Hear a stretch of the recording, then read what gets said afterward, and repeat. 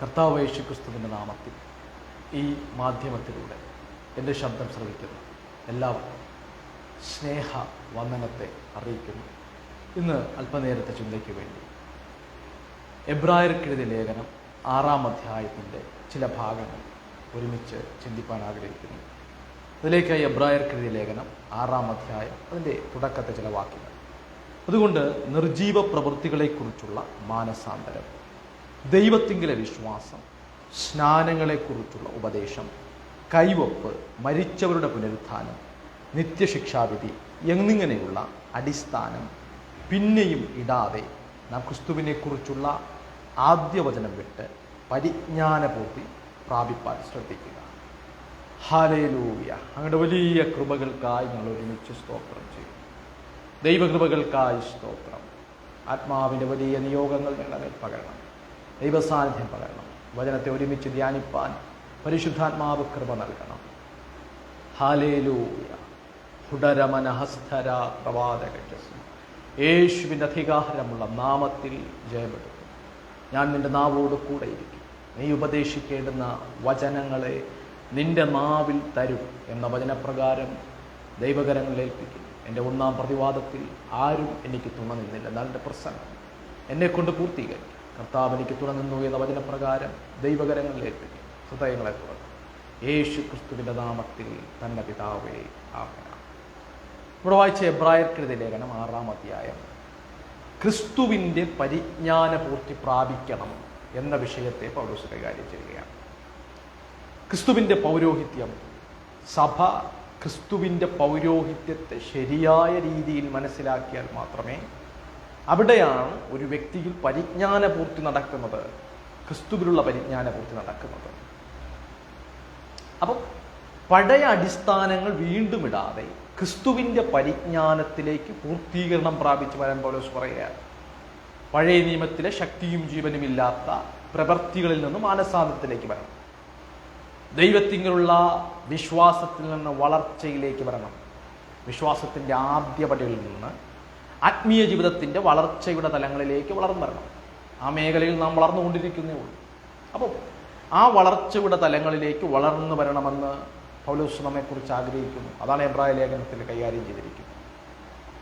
യഹൂദന്മാരുടെ ആചാരപരമായ കഴികലുകൾ, മറ്റു പല പല കാര്യങ്ങളെക്കുറിച്ച് പൗലോസ് പറയുന്നുണ്ട്. കൈവപ്പ് ശുശ്രൂഷകൾ, മരിച്ചവരുടെ പുനരുത്ഥാനം, ന്യായവിധി, ഇങ്ങനെയുള്ള അടിസ്ഥാനങ്ങൾ വീണ്ടും വീണ്ടും ഇടാതെ ആ അടിസ്ഥാനത്തിൻ്റെ മുകളിൽ പണി നടക്കണം, ആത്മീയ പണി നടക്കണം. യഹൂദ മതത്തിൽ നിന്ന് വന്നവർക്കും അതേപോലെ ജാതികൾക്കും ഒരുപോലെ ക്രിസ്തുവിൻ്റെ ആദ്യവചനം തൊട്ട് പരിജ്ഞാനപൂർത്തിയിലേക്ക് വരണം. രണ്ടു കൂട്ടരും പരിജ്ഞാനപൂർത്തിയിലേക്ക് വരാൻ പൗലോസ് എബ്രായ ലേഖനത്തിനകത്ത് കൈകാര്യം ചെയ്യും. രണ്ടു കൂട്ടർക്കും ദൈവത്തിൻ്റെ ആത്മാവിൻ്റെ പരിജ്ഞാനം, ക്രിസ്തുവിൻ്റെ പരിജ്ഞാനം ആവശ്യം. ഇനി പൗലോസ് ആ ലേഖനത്തിനകത്തൊരു മുന്നറിയിപ്പ് നൽകുന്ന ഭാഗം, ദൈവവചനത്തിൻ്റെ പ്രകാശം ലഭിച്ചിട്ട് രക്ഷയുടെ അനുഭവം ഉണ്ടായി, രക്ഷയുടെ സന്തോഷം അനുഭവിച്ചിട്ട്, ദൈവകൃപ അനുഭവിച്ചിട്ട്,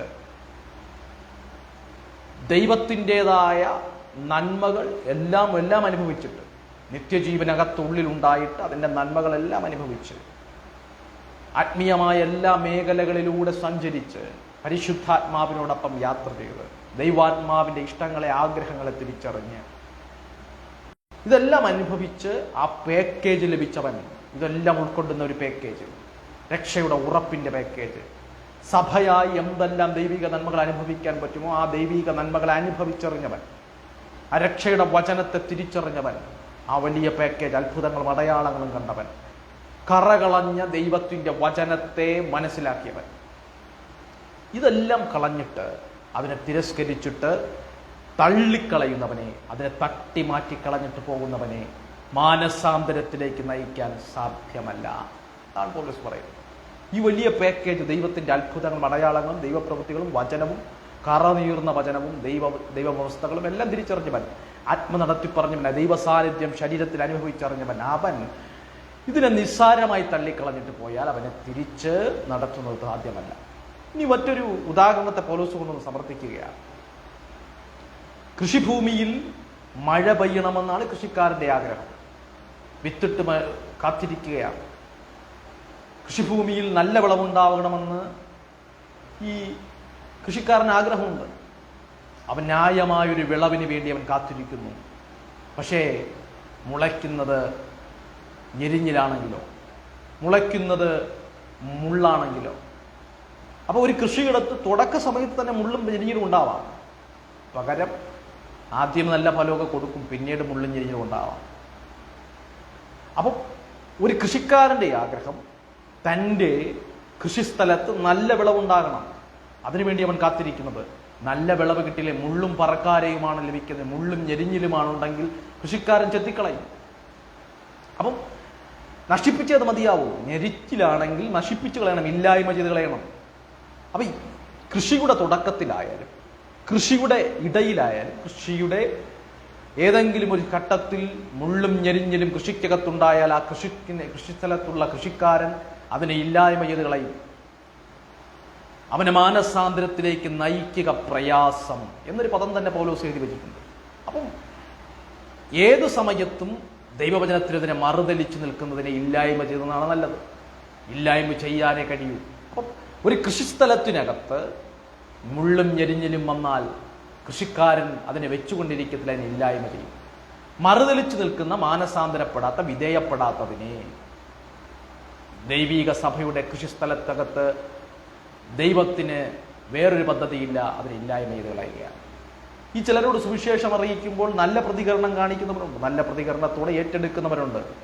പക്ഷേ പിന്നെ കാണുന്നത് മുള്ളും പറക്കാരയുമാണ്, മറുതലിപ്പിൻ്റെ മേഖലകളാണ്. ചിലർ തുടക്കത്തിലെ നല്ല പ്രതീക്ഷ നൽകുന്ന രീതിയിൽ പെരുമാറും. ഇനി തുടക്കത്തിലെ മറുതലിപ്പിൻ്റെ മേഖലകൾ ഉണ്ടാകുന്നതുണ്ട്. ഇവരെ ഈ രണ്ട് മേഖലയിലും രണ്ടുപേർക്കും കൊടുക്കുന്നത് സുവിശേഷം തന്നെയാണ്, മാറ്റമൊന്നുമില്ല. ഒരേ പാക്കേജാണ് അവർക്ക് കൈമാറുന്നത്. ഒരു കൂട്ടം കൈമാറിയിട്ട് മാറിപ്പോയി, മറ്റൊരു കൂട്ടം തുടക്കത്തിൽ തന്നെ മറുതലിച്ചു. അപ്പൊ ഈ മേഖലയിലുള്ളവരെ പൗലോസ് പറയുകയാണ്, അവരെ മാനസാന്തരത്തിലേക്ക് നയിക്കുക പ്രയാസമാണ്. മറുതലിച്ചു നിൽക്കുന്നവനെ മാനസാന്തരത്തിലേക്ക് നയിക്കുക പ്രയാസം. അത് പൗലോസ് പറഞ്ഞു. അവിടെ ആ ഭാഗത്തെ പറയുമ്പോഴാണ് പൗലോസ് അതിന് തൊട്ടു മുമ്പ് ഒരു മുന്നറിയിപ്പ് നൽകുന്നത്. ആ മുന്നറിയിപ്പ് ഇതാണ്: പരിശുദ്ധാത്മാവിന്റെ നന്മകളും വചനത്തിന്റെ കറതീർന്ന വചനവും അത്ഭുതങ്ങളും അടയാളങ്ങളും ദൈവപ്രവൃത്തിയും ഇതെല്ലാം കണ്ടിട്ട് അതിനെ തിരസ്കരിച്ചു മാറിപ്പോകുന്നവനെ അവനെ മാനസാന്തരത്തിലേക്ക് നയിക്കുക സാധ്യമല്ല. അതാണ് പൗലോസ്. ഈ ദൈവകൃപ അനുഭവിച്ചു, പരിശുദ്ധാത്മാവിനോടൊപ്പം സഞ്ചരിച്ചു, ദൈവാത്മാവിന്റെ ചലനങ്ങളെ തിരിച്ചറിഞ്ഞു, ആത്മാവിന്റെ പ്രവൃത്തികളെ തിരിച്ചറിഞ്ഞു, കറതീർന്ന വചനം ലഭിച്ചു, കലർപ്പില്ലാത്ത വചനത്തെ തിരിച്ചറിഞ്ഞു, രക്ഷയുടെ അനുഭവങ്ങളെ തിരിച്ചറിഞ്ഞു, ദൈവസഭയ്ക്കകത്ത് നിന്ന് പ്രാപിക്കേണ്ടതെല്ലാം പ്രാപിച്ചെടുത്തു. എന്നിട്ടും മറുതിരിച്ചു പോകുന്നവനെ തിരികെ കൊണ്ടുവരിക പ്രയാസം. ഇനി പൗലോസ് പറയുകയാണ്, ഈ എബ്രായ വിശ്വാസികളോട് പറയുകയാണ്, നിങ്ങൾ ഉപദേഷ്ടാക്കന്മാരാകേണ്ട പ്രായമായി, എങ്കിലും നിങ്ങൾ പാലത്രേ കുടിക്കും. നിങ്ങൾ ആത്മീയ വർധനവ് നിങ്ങൾക്കുണ്ടാകുന്നില്ല, നിങ്ങൾക്ക് ഉത്സാഹമില്ല, മന്ദമായ അനുഭവത്തിലാണ് നിങ്ങൾ പോകുന്നത്. നിങ്ങൾക്ക് ആത്മീയ മേഖലയെക്കുറിച്ച് ശുഷ്കാന്തിയില്ല. പലപ്പോഴും നമ്മളൊക്കെ തണുത്തു പോകുന്ന അനുഭവങ്ങളുണ്ട് ആത്മീയ മേഖലയിൽ. അപ്പോൾ എബ്രായ വിശ്വാസികളിൽ പലരും തണുത്തുപോയി, വിശ്വാസത്യാഗം സംഭവിച്ചു. ആ വിശ്വാസത്യാഗികളായ സഭയെ തള്ളിക്കളയാതെ പൗലോസ് പറയുന്നൊരു പദമുണ്ട്. അവരെക്കുറിച്ചുള്ള ശുഭപ്രതീക്ഷ, നിങ്ങൾ തിരികെ വരും, നിങ്ങൾക്കൊരു ശുഭഭാവി ഉണ്ടാകുമെന്ന് എനിക്ക് പ്രതീക്ഷയുണ്ട്. അറ്റം പറ്റിയിരിക്കുന്നവനെയും വട്ടപൂജ്യത്തിലിരിക്കുന്നവനെയും പിന്മാറ്റത്തിൽ പോകുന്നവനെയും അവനെക്കുറിച്ചൊരു ശുഭഭാവി ക്രിസ്തുവിൽ. അത് പൗലോസിൻ്റെ ഒരു സ്വഭാവമാണ്. ഏതറ്റം വരെ പോയവരെയും തിരികെ കൊണ്ടുവരാനുള്ള ഒരു നല്ല മനസ്സ്. അത് പൗലോസ് പല മേഖലകളിൽ ലേഖനകത്തിനകത്ത് താൻ ശാസിച്ച പലരെയും പിന്നീട് സഭയോട് പറയുകയാണ്, അവനെ തിരികെ ചേർത്ത് കൊള്ളാൻ നിങ്ങൾ മടിക്കരുത്. ഒരുവൻ അപ്പൻ്റെ ഭാര്യയെ വെച്ചുകൊണ്ടിരുന്ന പോലെ അവനെ സഭയിൽ നിന്ന് പുറത്താക്കി ശിക്ഷണ നടപടികളൊക്കെ എടുത്തു. അവസാനം പിന്നെ ഒരു ലേഖനത്തിൻ്റെ ഭാഗത്ത് ഞാൻ വായിച്ച ഭാഗം എനിക്ക് ഓർമ്മയുണ്ട്. പൗലോസ് പറയുകയാണ്, അവനെ ഒന്ന് ഇടയ്ക്ക് നോക്കിക്കൊള്ളണം, തിരികെ വരുന്നെങ്കിൽ അവരെ ചേർത്ത് കൊള്ളണം. അപ്പം അങ്ങനെ ഒരു അപ്പൻ്റെ ഹൃദയമുള്ള ശക്തനായ മനുഷ്യൻ, ആ മനുഷ്യൻ ഈ എബ്രായ ലേഖനത്തിനകത്ത് ദൈവസഭയിൽ നിന്ന് മാറിപ്പോയ പഴയതിലേക്ക് തിരിഞ്ഞ് വലിയ പള്ളി നോക്കിപ്പോയ, ഇവിടെ ലഭിച്ച ഈ പഴയ ചാണം മെഴുകിയ തറയും ഈ ചെറിയ ഇതും ഇവിടെ ഉണങ്ങി വരേണ്ട ഒരു പാസ്റ്ററും, കണ്ണുകുഴിഞ്ഞ് ഉപവസിച്ച് പ്രായമേറിയ ഒരു പാസ്റ്ററും, ഇതൊക്കെ മതിയോ? നമുക്ക് പഴയതിലേക്കൊന്ന് നോക്കണം. പഴയതിലേക്ക് നോക്കി അതിലേക്ക് വലിയ പള്ളി കണ്ടു, അവിടെ എന്തൊക്കെ ഉണ്ട്, വലിയ കാറൊക്കെ നടയിൽ കിടക്കുന്നു, വലിയ ലെവലുണ്ട്. അപ്പം അത് നോക്കി തിരിഞ്ഞുപോയ കാത്തിരുന്ന വിശ്വാസത്യാഗം സംഭവിച്ച, ഇതാണോ നല്ലത്, അതാണോ നല്ലത് കൊതികൂറി അതിലേക്ക് പോകാൻ കാത്തിരുന്ന വിശ്വാസികൾ, വിശ്വാസത്യാഗം സംഭവിച്ച വിശ്വാസികൾ. അപ്പൊ വിശ്വാസത്യാഗികളായ ഇവരെ നോക്കി പറയാൻ, നിങ്ങളെക്കുറിച്ച് എനിക്കൊരു ശുഭഭാവിയുണ്ട്, നിങ്ങളെക്കുറിച്ച് എനിക്കൊരു പ്രതീക്ഷയുണ്ട്, നിങ്ങൾ തിരികെ വരും. ഈ മമ്യമായ അനുഭവങ്ങൾ നിങ്ങൾ വിട്ടു വരിക, ഈ ആത്മീയ വർധനമില്ലാത്ത അനുഭവം വിട്ട്, ഉണങ്ങി വരേണ്ട അനുഭവം വിട്ട്, ക്രിസ്തുവിൽ നിന്ന് വേരറ്റ് പോയ അനുഭവം വിട്ട് നിങ്ങൾ തിരികെ വരുമെന്ന് എനിക്ക് ശുഭഭാവിയുണ്ട്. അതാണ് പൗലോസിന്റെ ശുഭഭാവി. ഒന്നുമില്ലാത്തിടത്തുനിന്ന് പലതും അദ്ദേഹം പ്രതീക്ഷിക്കുന്നു. വട്ടപൂജ്യമില്ലാത്തിടത്ത് അയാൾ വലിയ കാര്യങ്ങളെ ദർശനം കാണും. അത് നമുക്ക് പ്രയാസമായ കാര്യം പൗലോസ് കാണും. അപ്പം പൗലോസ് ഈ ഭാഗത്തെ തന്നെ ധ്യാനിച്ചു വരുമ്പോൾ പൗലോസ് പറയുന്ന ഒരു ഭാഗമുണ്ട്. എബ്രായ വിശ്വാസികളോട് പറയാണ്, നിങ്ങളുടെ പ്രവൃത്തികൾക്ക് വിശുദ്ധന്മാരെ ശുശ്രൂഷിച്ചതിന് കൈത്താങ്ങിയത് ഇതൊന്നും മറന്നു കളയുവാൻ ദൈവം അനീതിയുള്ള ദൈവമല്ല. മനുഷ്യനാണെങ്കിൽ ഇത് മറന്നു കളയും, ഇതിനെ നിസ്സാരവൽക്കരിക്കും. നമ്മൾ ചെയ്ത എല്ലാ പ്രവൃത്തികളും മനുഷ്യൻ നിസ്സാരവൽക്കരിച്ച് പറയും, അയാൾ അങ്ങനെ ചെയ്തു, അയാൾക്ക് അപ്പോഴാ നേരെ നിവൃത്തിയില്ലാത്തതുകൊണ്ട് ചെയ്തതാണ്. നന്ദി കാണിക്കാതെ പോകും. നമ്മുടെ നാട്ടിലൊക്കെ ഒരു പദമുണ്ട്, ഉണ്ട ചോറിന് നന്ദി കാണിക്കുന്നില്ല. അപ്പൊ അതേപോലെ നന്ദി കാണിക്കാതെ പോകും. പക്ഷെ ദൈവം നിങ്ങൾ ചെയ്തത് മറന്നു കളയുന്നവനല്ല, നീതിയോടെ നിങ്ങൾക്ക് മറുപടി നൽകും. ഇനി കുറച്ചുകൂടെ പറഞ്ഞാൽ, നിങ്ങളുടെ ഹൃദയത്തിന് സന്തോഷം നൽകുന്ന രീതിയിൽ, ഹൃദയം നിറയുന്ന രീതിയിൽ നിങ്ങൾ അനുഗ്രഹിച്ചിട്ട് ദൈവം പോകും. അപ്പം നിങ്ങളുടെ ഹൃദയം നിറയുന്ന രീതിയിൽ ദൈവം നിങ്ങളെ അനുഗ്രഹിക്കും. ഇനി ഈ ഭാഗത്തെ ധ്യാനിച്ച് വരുമ്പോൾ പൗലോസ് പറയാണ്, നമുക്ക് അനേകം വാഗ്ദത്തങ്ങളുണ്ട്. പക്ഷേ ആ വാഗ്ദത്തങ്ങൾ നാളെ പിടിച്ചെടുക്കാം, നാളെ തന്നെ കിട്ടുമെന്നുള്ള എടുത്തുചാട്ടം നിങ്ങൾക്ക് വേണ്ട. തക്ക സമയത്ത് അതിന് ദൈവം നിങ്ങളുടെ മേൽ പകർന്ന വാഗ്ദത്തങ്ങളെ പകർന്നു തരും. നിങ്ങളത് അവകാശമാകണം. അത് അവകാശമാക്കിയ ഭക്തന്മാർ പഴയ നിയമകാലത്തിനകത്തുണ്ട്. വിശ്വാസത്തോടെ സഹിഷ്ണുതയോടെ വാഗ്ദത്തങ്ങളെ പിടിച്ചെടുക്കുന്ന പിതാക്കന്മാരെ നിങ്ങൾ അനുകരിച്ചുകൊണ്ട് ആ വാഗ്ദത്തങ്ങളെ പിടിച്ചെടുക്കണം. ഇപ്പൊ ഞാൻ പറയാം, ഒരു ശുശ്രൂഷകൻ പുതിയ ഒരു വേലസ്ഥലത്ത് ഒരു വേല തുടങ്ങി. അദ്ദേഹത്തിന്റെ ആഗ്രഹം നാളെ തന്നെ സഭ വളർന്ന് പന്തലിക്കണമെന്നാണ് ആഗ്രഹം. ആത്മാക്കൾ കടന്നു വരണം, ദൈവപ്രവൃത്തി നടക്കണം. നിരാശനാവും വന്നില്ലെങ്കിൽ. അപ്പൊ അങ്ങനെ ഒരു ഫാസ്റ്റ് ഫുഡ് സംസ്കാരം പൗലോസ് പറയാൻ നിങ്ങൾ എടുക്കണ്ട. ദൈവത്തിന് കൃത്യസമയങ്ങളിൽ പ്രവർത്തിക്കാൻ കഴിയും. അതതിൻ്റെ സമയത്ത് ദൈവം പ്രവർത്തിക്കും. ഒരു ദിവസം കൊണ്ട് ലഭിക്കണമെന്ന് നിങ്ങൾ പിടിവാശി വെക്കരുത്. ദൈവത്തിൻ്റെ വാഗ്ദത്തങ്ങൾ നാളെ നേരം വെളുക്കുമ്പോൾ എനിക്ക് ലഭിക്കണം എന്ന് നിങ്ങൾ ദൈവസനിൽ പിടിവാശി വെക്കരുത്.